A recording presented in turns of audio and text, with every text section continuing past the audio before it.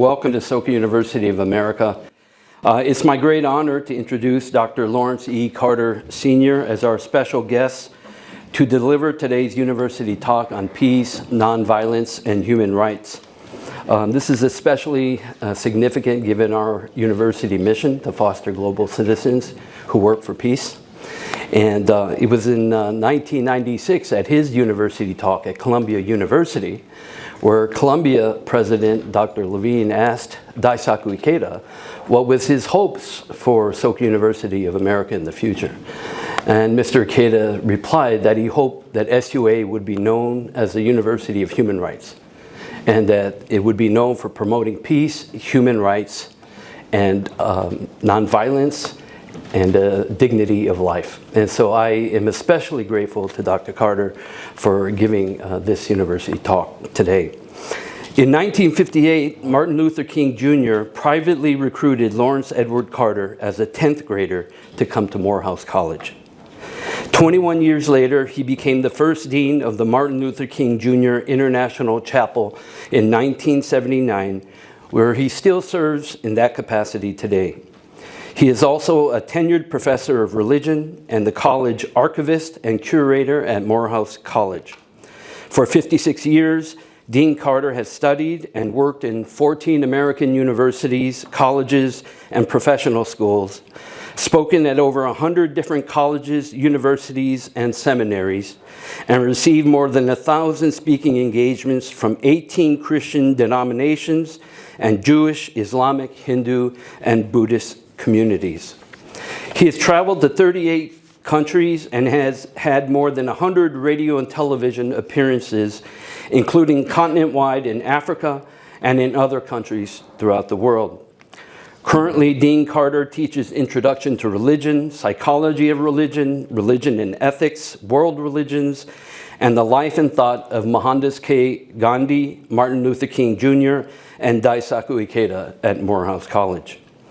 Dean Carter met with our university founder, Daisaku Ikeda, in September 2000, 1 year before SUA opened. And again in September 2002 on May 4th, 2001. In September 2002. On May 4th, 2001, as part of the celebration of Soka University and the City of Aliso Viejo dedication ceremonies, Dean Carter delivered the founding lecture titled Growing Up into Democracy's Crown. Dean Carter became a member of the Board of Trustees at SUA in 2003. He's the author of numerous books and articles, including his recent book, A Baptist Preacher's Buddhist Teacher, How My Interfaith Journey with Daisaku Ikeda Made Me a Better Christian. The book has received numerous awards, including the Gold Award from Nautilus Book Awards in the Religion, Spirituality of Western Thought category, the Independent Publisher Book Award in the Religion category, and the Illumination Book Award in the Biography Memoir category. As a dear friend of Mr. Ikeda, Dean Carter has had a long relationship with SUA, being one of our university's strongest supporters and proponents. Please join me in giving Dean Carter a warm welcome to deliver his talk today. Thank you.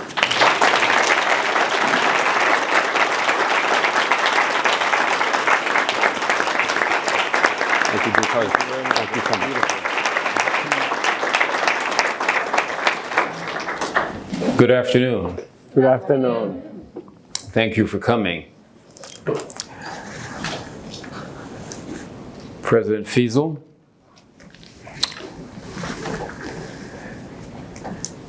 distinguished trustees, very accomplished faculty, and most promising students. I'm deeply honored to have this privilege. I think I needed about 4 more hours to get ready.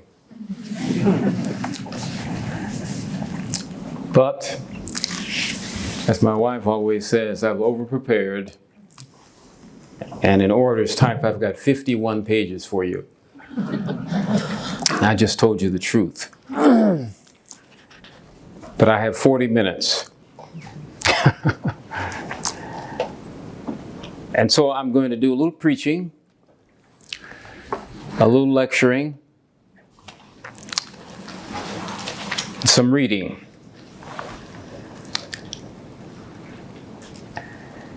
And I probably won't cover everything.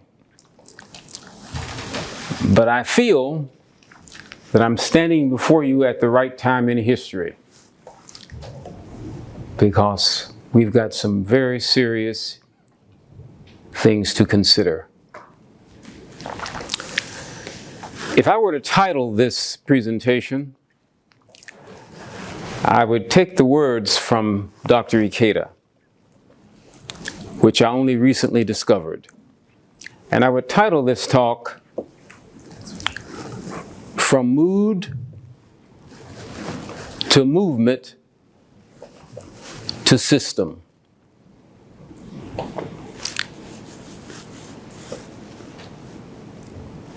All three of those words are Dr. Ikeda's words, and Linus Pauling. I'm going to repeat certain things several times. There is no path to peace. Peace is the path. That's Gandhi and J. Krishnamurti. My words, be the thing itself. You cannot have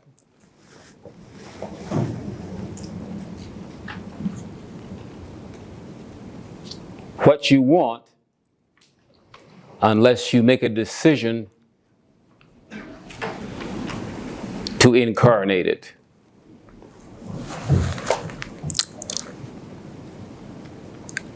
You cannot have what you are not willing to be. You cannot have what you are not willing to be. And right off the bat, for the people who think we can do without nonviolence, I want you to hear that especially. Because the end you seek must be pre-existent in the means you use. Gandhi. That's basic. Deviating from my script, let me just remind you. Nelson Mandela is considered great today, not just because he endured 27 years of imprisonment, never renouncing violence, but he is great because all while he was in jail, he treated the people who jailed him and guarded him and fed him. He treated them like he wanted to be treated. And he told them he was preparing spiritually himself for how he would preside as president of South Africa. And he gave those people who were mean to him front row seats for his inauguration and treated them like they were dignitaries. The end you seek must be pre-existent in the means you use. Keep that in mind when you vote on November 5th.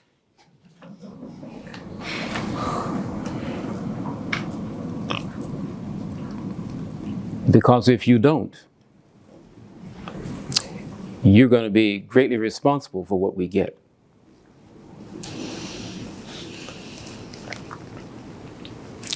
Dr. Ikeda and many others have said, we don't need a Defense Department. We don't need a Secretary of Defense. We need a Peace Department and a Secretary of Peace. The Defense Department is perhaps the main reason America has not become America to many. The Defense Department is a financial drain on the nation. There are people gathered here now who can put that in much more sophisticated economic language. Dr. Ikeda, if he were here today, would be reminding you that we must be coming from a place of wisdom and enlightenment. We know what to do, but we're filled with revenge, vindictiveness, getting even, hitting harder. We need a revolution of values.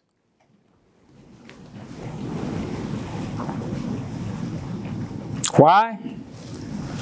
Because the foundation of thinking is not reason. The foundation of thinking is values. Show me what a person values, and you'll figure out how they think. What does Donald Trump value? Money, power, control, himself. He doesn't appear to be interested in the American people, not even for the people who are so committed to him. He thought he had a friend in Vladimir Putin. He just threw Trump under the bus.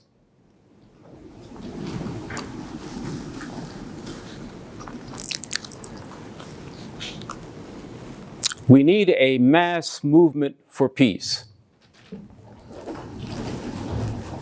That's Ikeda said that. We're in the process of having a growing movement for democracy. It got started late, but thank God it got started. But we don't have a movement for peace yet. 1969, we had a song, an anthem, Give Peace a Chance. It needs to be resurrected.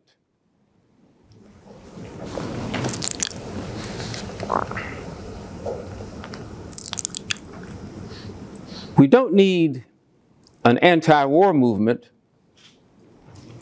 but if we start having a peace movement, we'll get an anti-war movement. We must focus on being for a peace movement, not against war.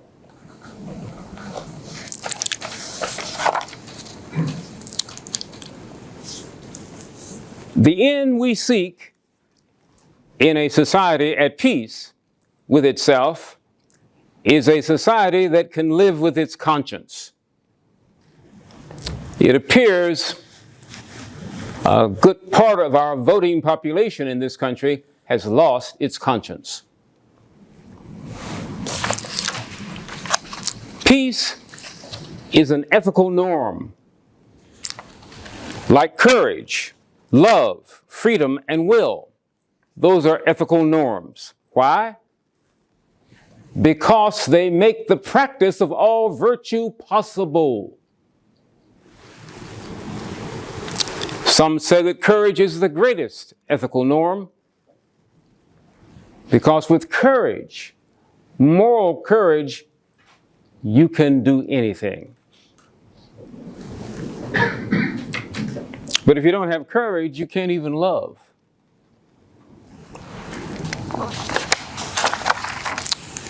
Peace is no longer a choice between violence and nonviolence. It is nonviolence or non-existence. Why? Because nuclear weapons are not an option.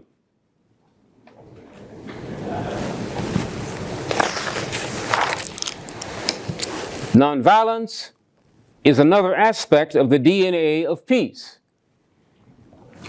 It is the answer to the cruel political and moral questions of our time. The need for humankind to overcome oppression and violence without resorting to oppression and violence.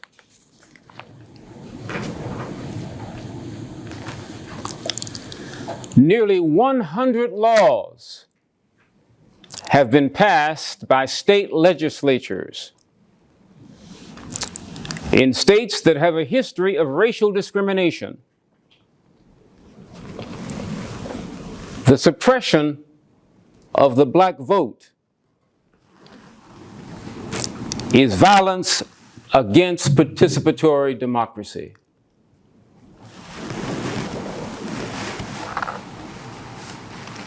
So we must start with a philosophy of nonviolence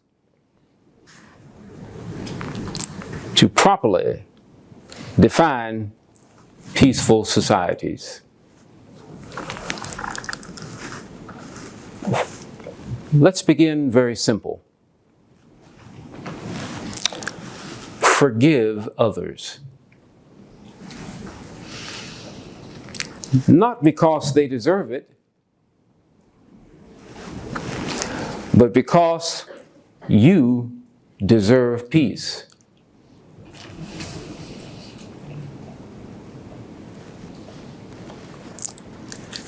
If you do not have peace because your ethnicity is victimized by violence through some form of oppression, for decades or for centuries, you might be traumatized and do something radical or extremely insane, like shoot 1,000 missiles into Israel. Insane. What do you think is going to happen?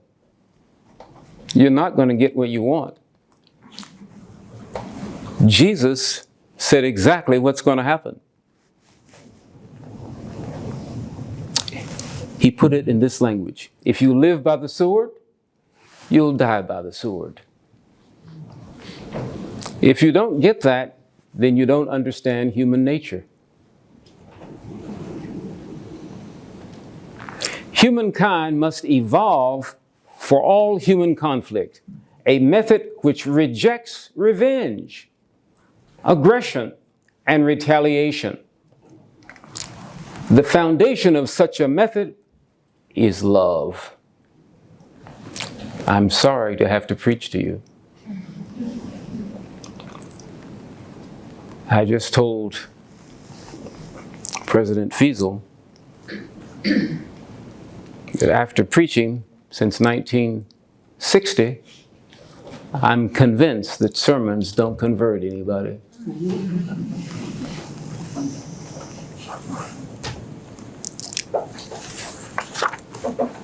Power at its best is love, implementing the demands of justice.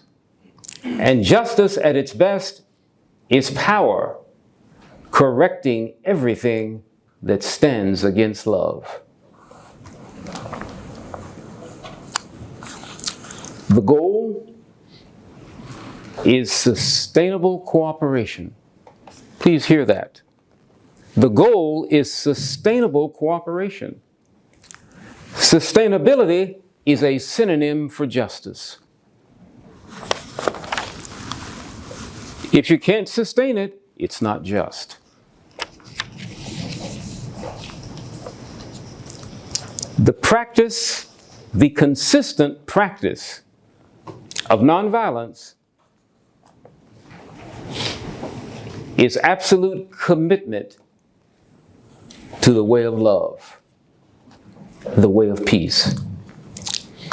Love is not an emotional bash It is not empty sentimentalism.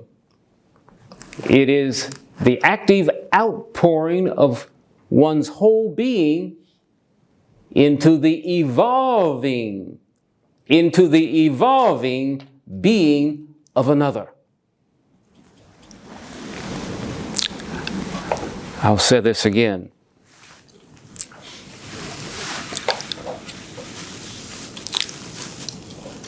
I don't just see you as a human being sitting before me. I see you, each one of you, as human evolvings and human revealings. Because you are fast becoming who you really are. But it's taking some of you a long time to make up your minds.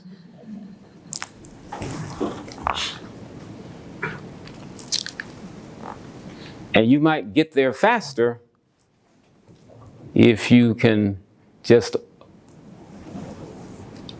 begin to understand that there are more than two genders. And Homo sapiens sapien is not the end. We are still evolving. I prefer to view peace as a verb, an active outpouring. I repeat, you cannot have what you are not willing to be. We must find new ways to speak for peace, for justice, throughout the developing world, the developing world, the developing world, a world that borders on our doorsteps. FUA, you are the developing world. I know some of you thought the developing world was in Africa, the Caribbean. But we are living in communities of the developing world.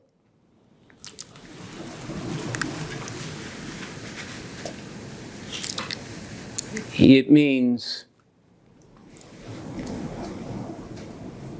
working on yourself. You're not manifesting in education unless you're working on yourself. Not your neighbors, but on yourself. That's the only person you can work on. If we do not act, we shall surely be dragged down the long, dark, shameful corridors of time reserved for those who possess power without compassion, might without morality, and strength without sight. We must be creatively innovative in speaking for peace. Now right here, President Fiesel, we must be creatively innovative in speaking for peace. I'd like to walk out there with the mic and paint a picture, but I don't think I'm going to have time, of how I demonstrated that to the Morehouse student body at the height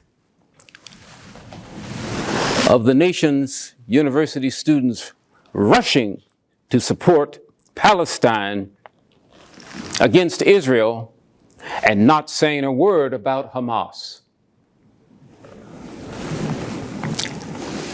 And the news was already out that President Biden was en route to speak for the commencement at Morehouse College.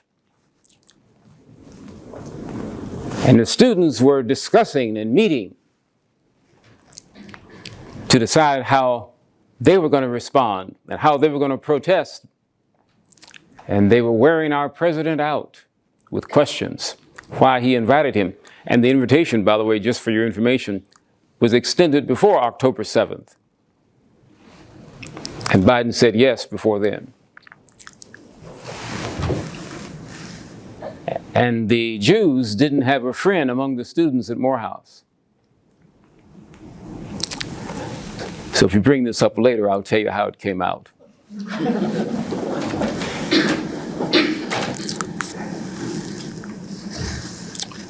We must be creatively innovative in speaking for peace.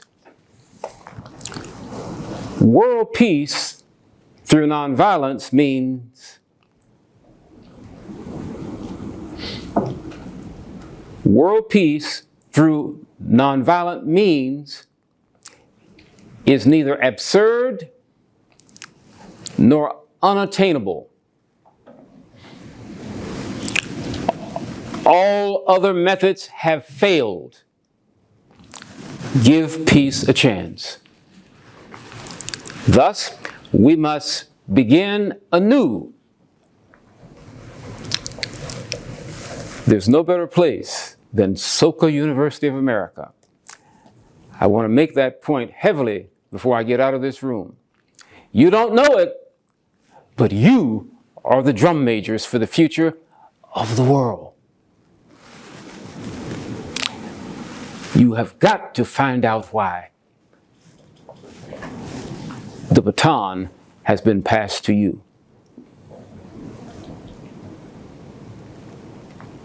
Those of us who believe in this method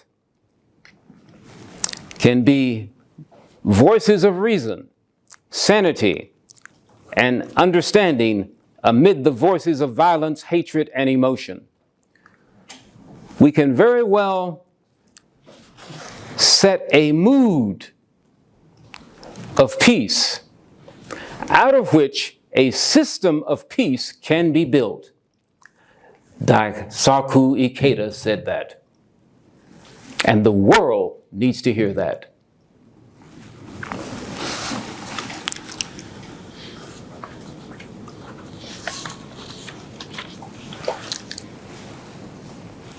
You have got to elevate the presence of the United Nations. World peace is possible from mood to movement to system.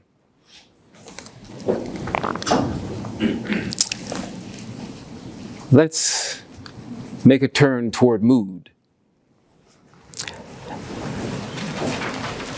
And let's look at some of Martin King's options regarding nonviolence.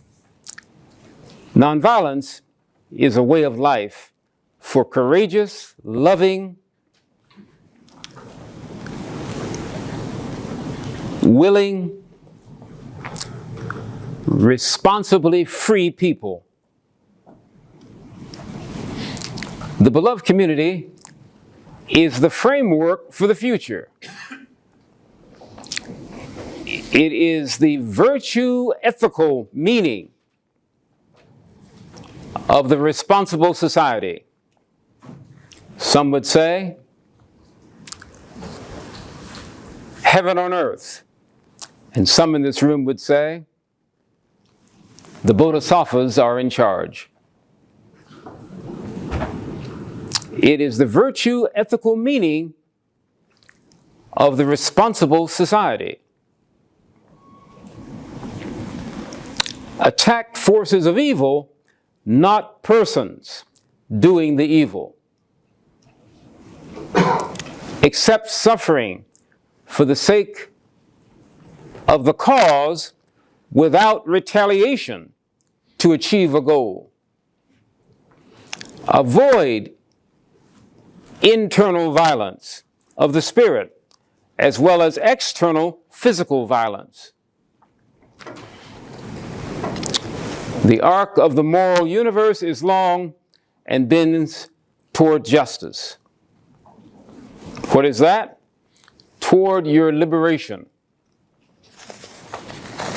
Everybody in here needs to be liberated from something.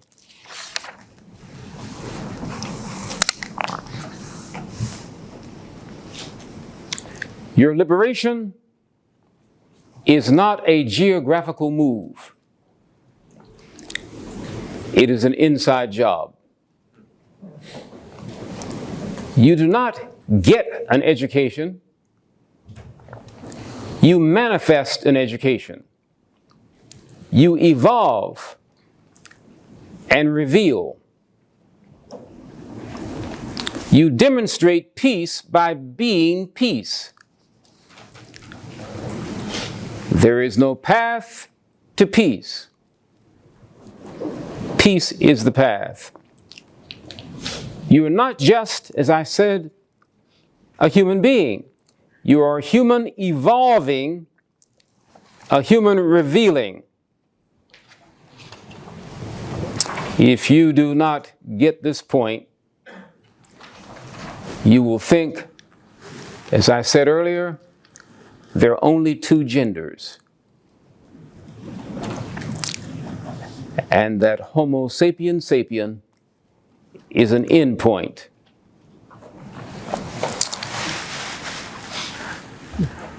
More than 20 years ago, Mr. President, I was informed that Soka University of America was founded on a curriculum of peace.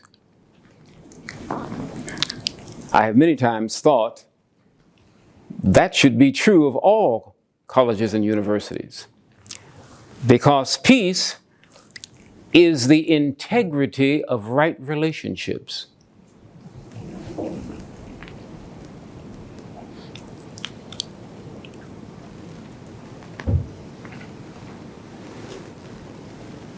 That cuts across all boundaries.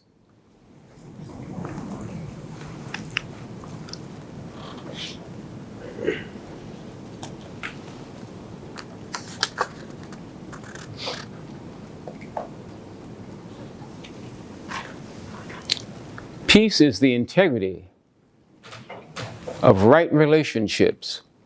First with yourself,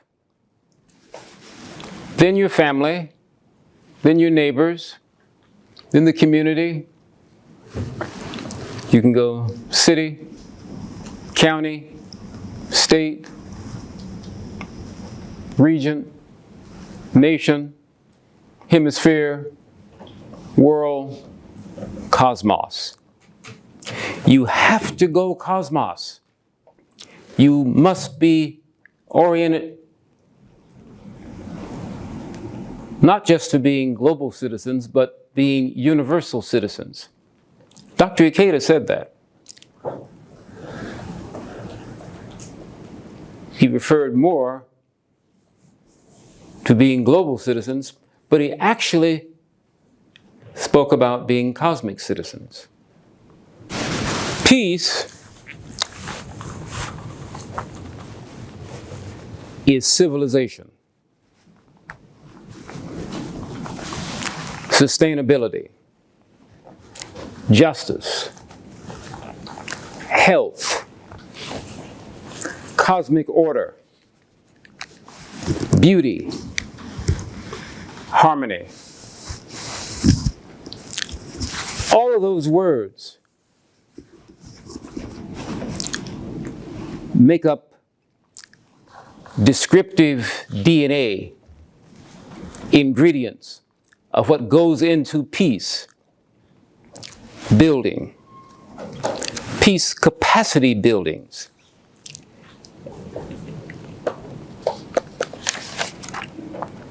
Some individuals think you can work for peace by any means possible. They fail to realize that the end you seek must be pre-existent in the means you use.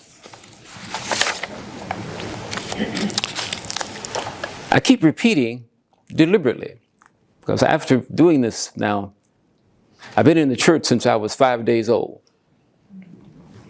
I've had a lot of scientific experience observing people. And I see what they do with the stuff they get in church. It's no accident that the kingdom has not come. You have to first get people's attention. And so that's why I'm not speaking in the usual lecture way. I'm not fooled. I'm trying to make a difference before I graduate from this planet. Ultimately, moral character realized, or peace, come down to obedience to the unenforceable.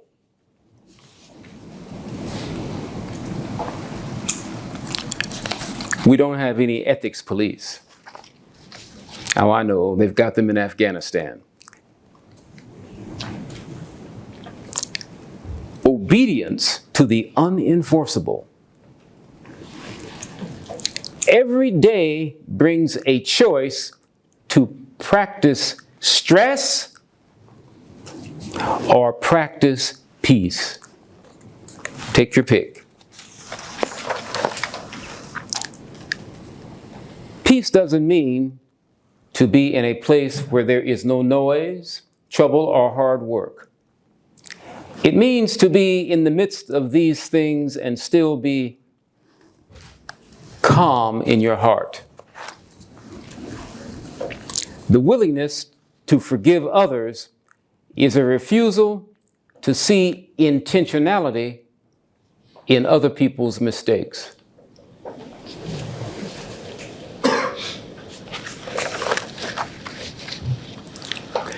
You know, when we start question and answers, I need to say something about embodied behavior. Because the way you are looking at me and responding to me reminds me that you're not from the same culture that I'm from, and I'm used to a responsive culture. Amen. Thank you very much. But even though I'm enjoying the pluralistic diversity of the United States and the world, every now and again I long for an amen. Amen. Just to let me know that I'm on course. Francis of Assisi, he lived from 1182 to 1226, just 44 years. But many of us in here know that he prayed to be an instrument of peace. So let me sow love, not hate, pardon, not injury, faith, not doubt, hope, not despair, light, not darkness, joy, not sadness, that I may not so much seek to be consoled as to console. For St. Francis, for him, all of these virtue ethics are the DNA of peace, actualized. Virtue ethics are an ideal science with natural and social science connections. You may think you're going to get out of this world contributing without being religious. But the highest level of spirituality, which no one faith owns, and religion doesn't own, the highest level of spirituality is sustainable cooperation. Hence, the foundation of peace is a moral cosmopolitan, obedient to the unenforceable, faithful to a realizable ideal science. There are no ethical police at SUA. When the power of love overcomes the love of power, the world will be at peace. Peace is not merely a distant goal that we seek, but a powerful means by which we arrive at the goal.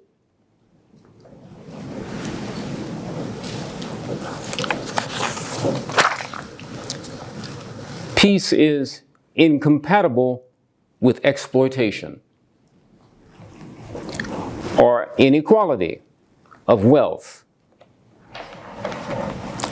Peace is not seen as an end state, but as a continuous revolutionary process where ends cannot be separated from means. A mindset must be evolved to help develop a society where equitable distribution of wealth will be given due emphasis. So let us turn toward system. Realize participatory democracy is another name for peace. Real lived democracy represents the surviving remnant of utopia. Only inclusive democracy is capable of hacking through the Gordian knots of otherwise insoluble problems. Peace is not when everyone agrees. It is when we can respect our disagreements and still play in the sandbox together. A proper concept of human welfare should be cultivated through education. A humanistic education is concerned with human rights that demands cosmopolitan justice to all sections of global society.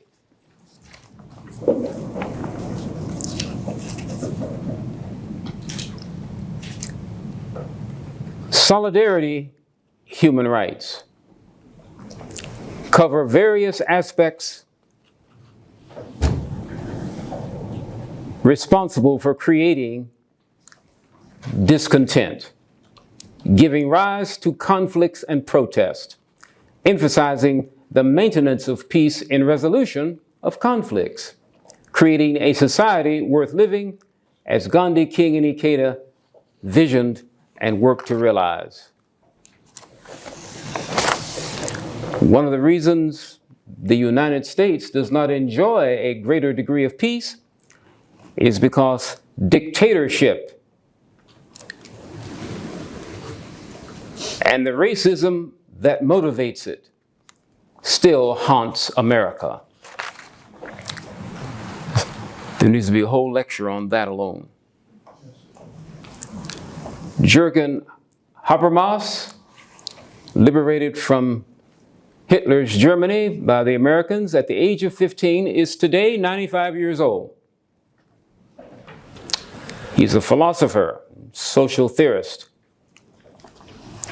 whose most important intuition is that democracy rests on public deliberation and exchange. Participants in discourse should possess equal chances to express their views and must not be unfairly limited when doing so. This is Habermas.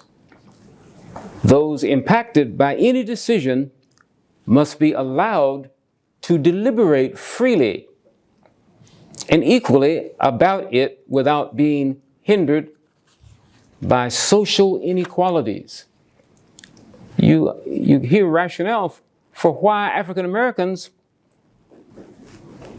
want to protect the right to vote and the John Lewis bill. Because if we don't have the right to vote, we can't participate in decisions about our own future. You have to be free. I've said to the trustees at SUA, Sally Hennings, female slave of Thomas Jefferson, had no consent as a slave. And she is the mother of Thomas Jefferson's children. If you have no freedom, you have no consent. Every law school in the country will tell you that's true. Habermas observed that politics and entertainment were becoming blurred by personalization and scandalization. with new technologies dumbing down political and cultural debate. Where have you heard that before? Okay, I've just received the warning that I have 3 minutes. And so I'm going to cease with Habermas and go to my conclusion. And I'll give you just the outline of the conclusion. I won't give you the definitions. Here is the system. From mood to movement to system.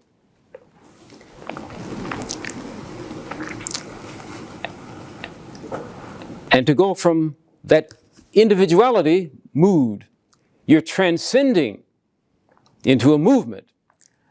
I believe Soka University of America can lead that movement. It will really put you on the map.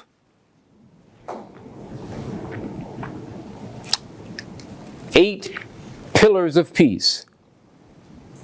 Well-functioning government. Sound corporate business environment. Equitable distribution of resources. Acceptance of solidarity rights of others in responsible freedom. Sociality. Good relations with neighbors. Free flow of educational information. High levels of human capital as invaluable. And lastly, low levels of corruption.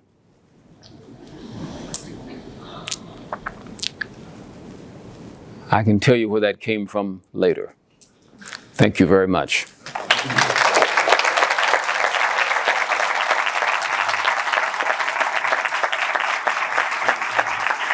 Wonderful. Please, thank you.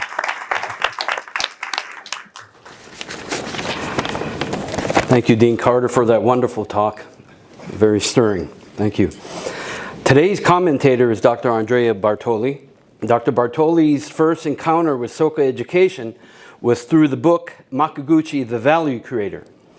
After reading the book, Dr. Bartoli decided to attend a lecture by Daisaku Ikeda at Teachers College, Columbia University in 1996, where he worked at the time, after learning about the lecture through a university poster.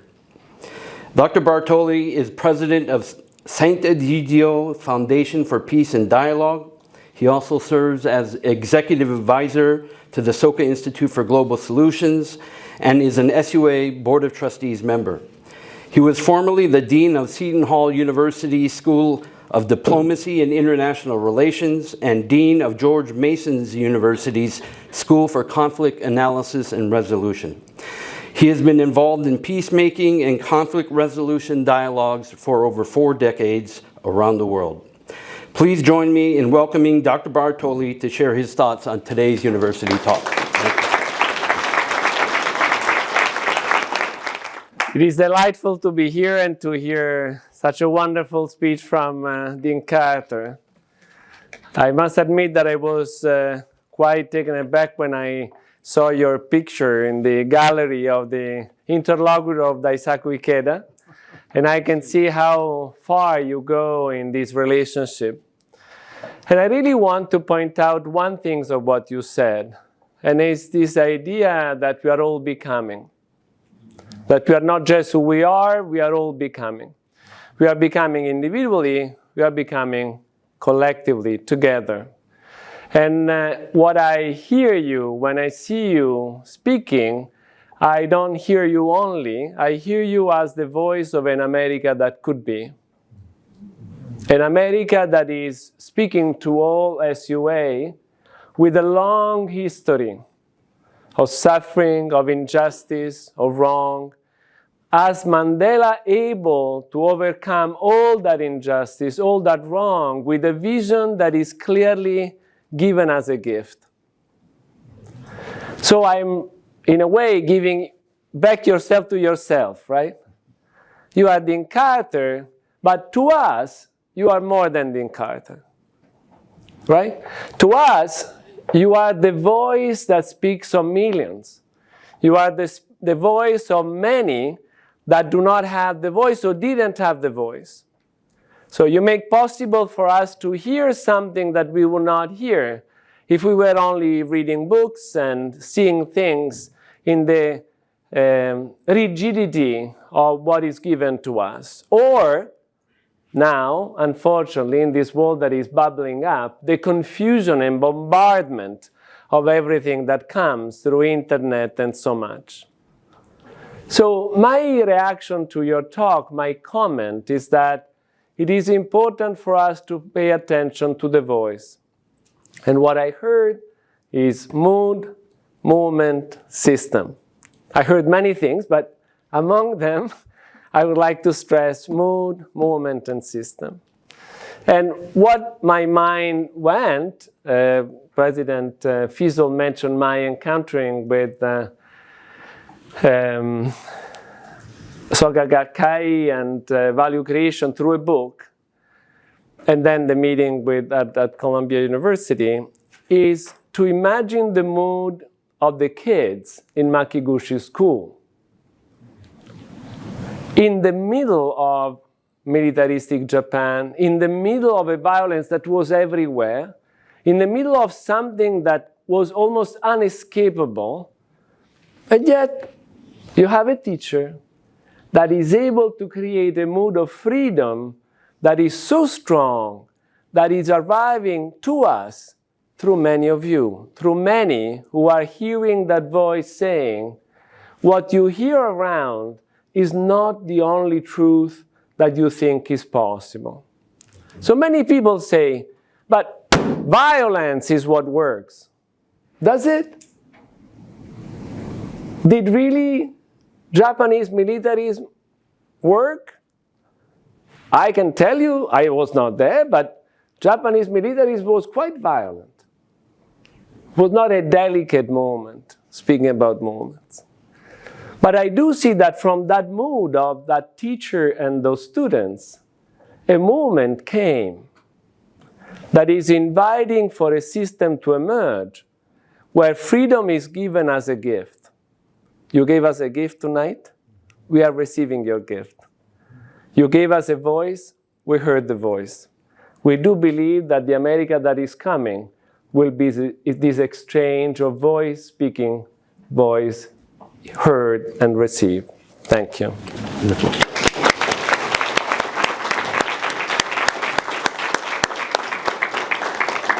Thank you.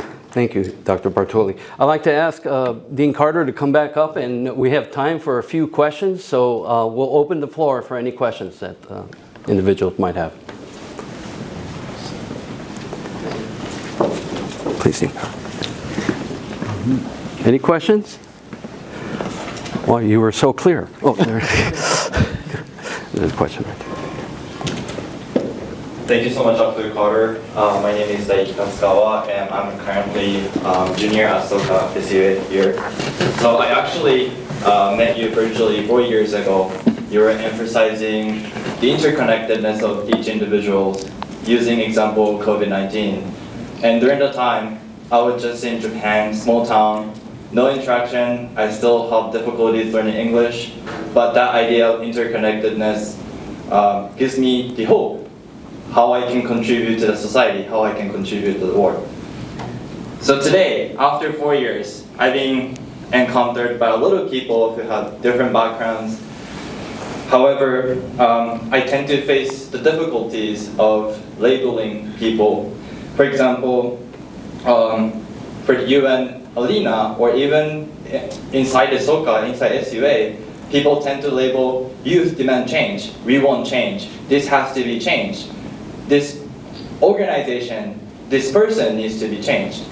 And during your speech, you were mentioning we are not criticizing or we're not saying to the people, it's about the structure of the violence. And I try to implement that for myself, how I can be better as human beings. But at the same time, I tend to feel lost. Like, I'm trying to be in the middle. I'm trying to be what I can do the best, but I don't know where I should go. So is there any advice for youth that try to overcome this labeling and try to practice peace as part that you were describing during the speech? Thank you.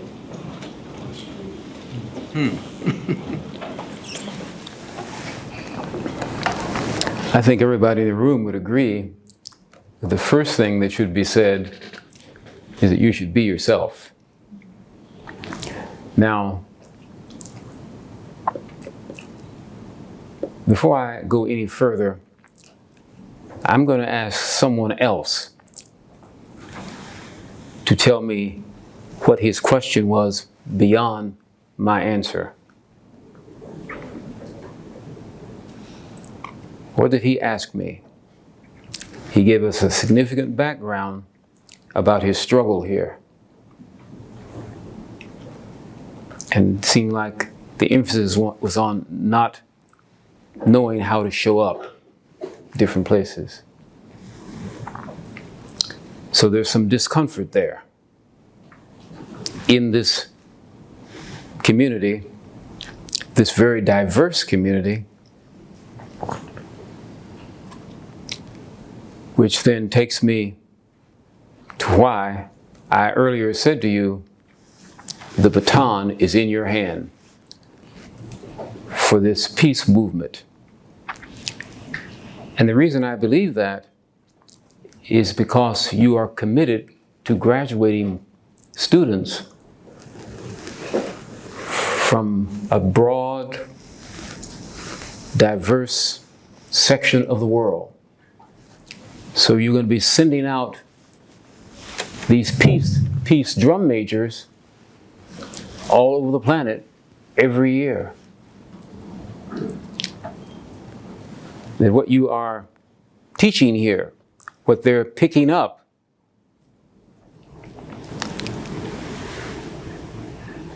about this framework of the beloved community,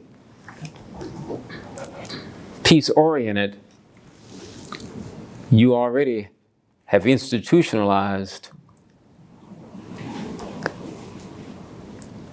a compass and a roadmap of covering the planet.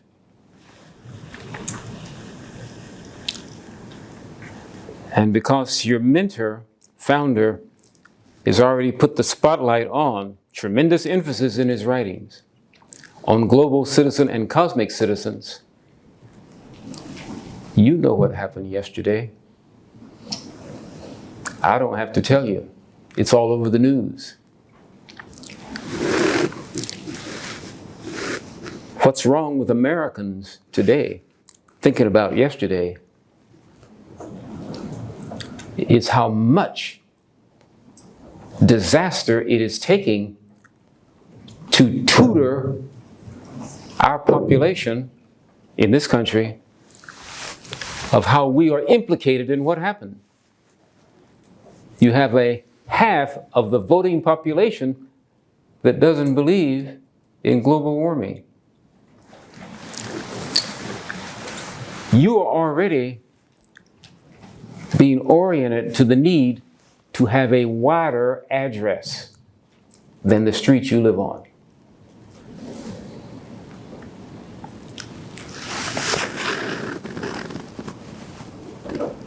I used to tell students at Morehouse over and over again, none of you appear to be aware that in 15 minutes, 15 tornadoes set down in Dayton, Ohio, and almost wiped the city off the map, and most of the nation didn't even know it happened. And when I got there a week later and saw all the blue tarps on the roofs and interviewed people on the ground for 3 days, no one, not one person, cab driver, restaurant, waiter, hotel maid cleaning my room, the pastor in the church where I spoke, none of them could testify to hearing anyone on the news, TV, or newspaper connect what had happened in that city to climate change, to fossil fuels, No one. They simply did like they're doing today, cleaning up. You're concerned about how you should show up. And I hear a very lonely testimony. Feeling some disconnect. The trustees at SUA will tell you that I have mentioned several times in our meetings the need for SUA to identify with the diversity of cultures from which the student body comes. And it's very important for those students to see themselves depicted here. It's a two-way street. But I hasten to say, based on the speech I just gave, in response to your question, the obvious. You all heard his question? I can't tell from the fact that nobody volunteered to repeat what he said, so I have to assume you heard it.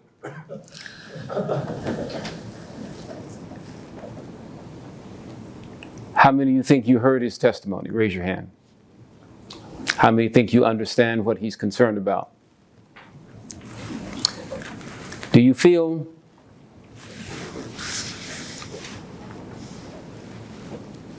any obligation, any appropriateness when we dismiss to go over and speak to him, to introduce yourself? You know, that's the way we're supposed to behave in church when somebody joins, to help welcome them. Get out of your comfort zone, out of your box, and realize that the most important thing is relationships. I had to go visit our president in the hospital, president of our college, Dr. David Thomas. He suffered a small stroke.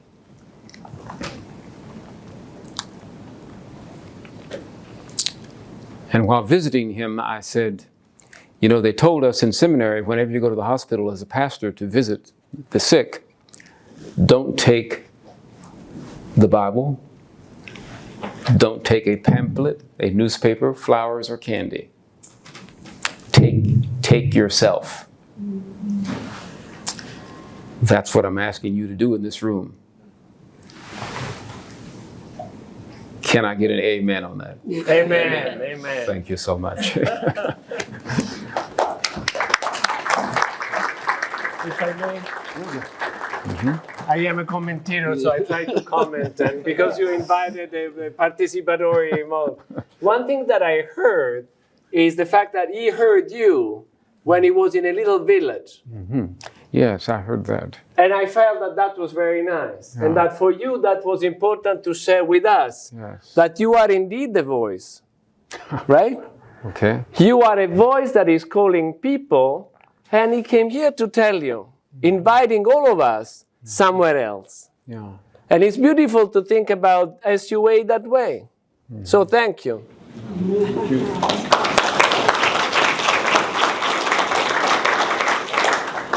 I'm not a commentator, but I'm just going to share. I really do think, Dean Carter, that his first statement about the impact you had on him is a great example of how to live. Because he was asking, how do we not label, and how do we live peace? I think that's peace, right? The relationship and the impact he had on you. So I thought that was quite beautiful. We have time for other questions? Over here. Wait for the microphone so that we can. Please, Dean Carter.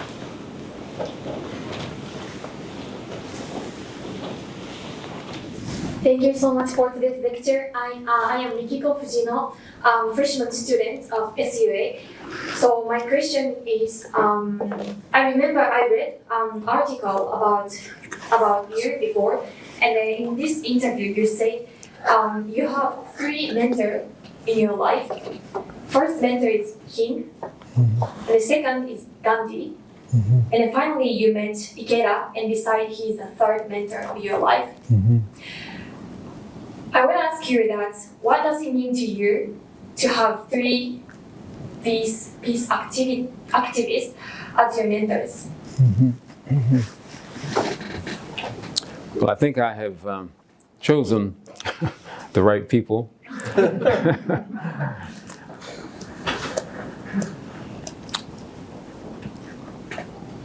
You know, most of us actually have more than 3 mentors in our lives. But I think the 3 that were mentioned are world personalities, world figures. They have stood on like an international platform. I think, if I may rise above humility, that they all did work and had an impact that is going to be very lasting and has affected for good the whole planet. And they've given us a blueprint and a compass for how to live, with great similarities. They all emphasized humanity, respecting everyone's humanity, irrespective of religion, race, nationality, language, culture. And on a more personal level, I might just say to you, you know, we're all different. The war robbed me of my father. He was shell-shocked, post-traumatic syndrome, hand grenade exploded at his feet while he was standing guard next to his best friend. When he opened his eyes, his best friend's internal organs were all over my father's body. He never got over it. So he was in and out of the Chillicothe, Ohio's Veterans Hospital, and I only remember him living with us 1 month. And I used to wonder what the homes were like of my friends and neighbors who had 2 parents. I was raised by my mother and my aunt.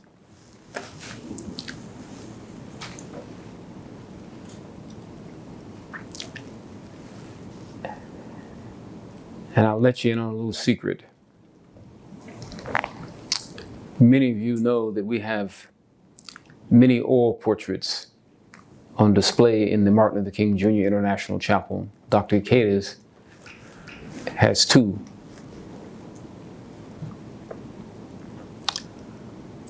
And they're about 100 to 250 now.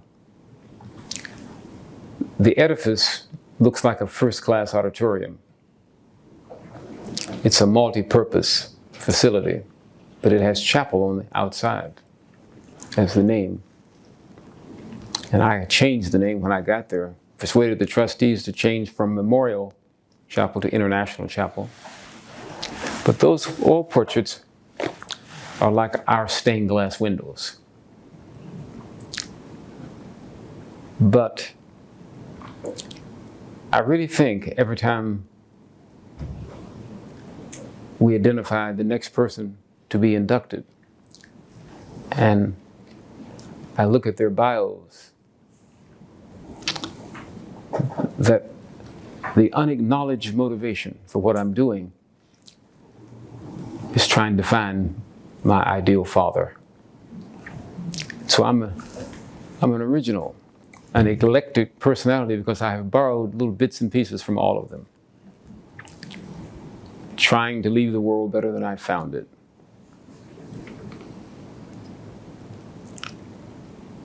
Dr. Ikeda, Gandhi, and King did an awful lot of writing.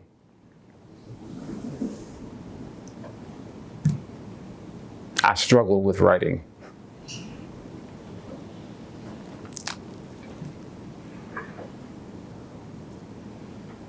They're all moral cosmopolitans.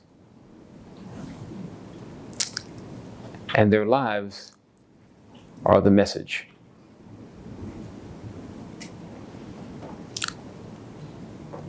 They lived what they preached.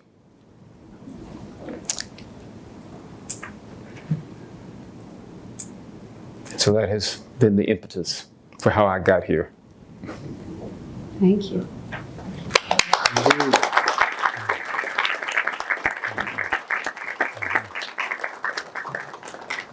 Let's thank Dean Carter again for such a wonderful talk.